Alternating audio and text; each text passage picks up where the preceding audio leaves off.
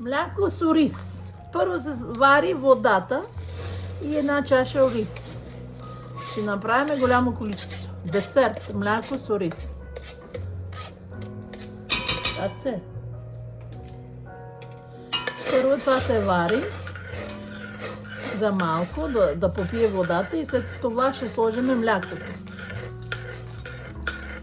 Окей.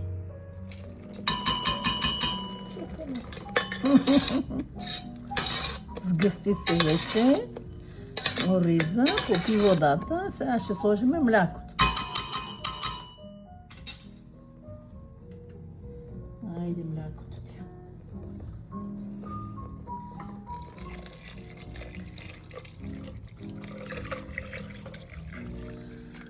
Окей.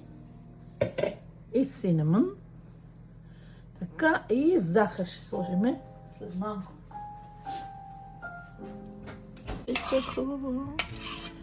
Страхотно е.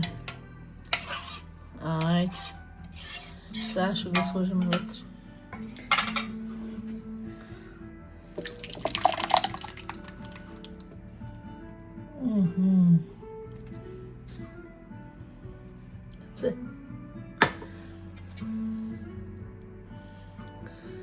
Сега. Така. Лимон. Кората лимон. Ага.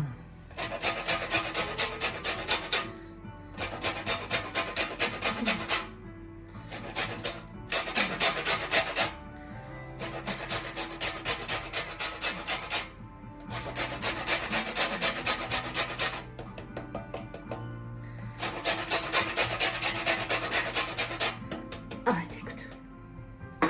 И сега канела.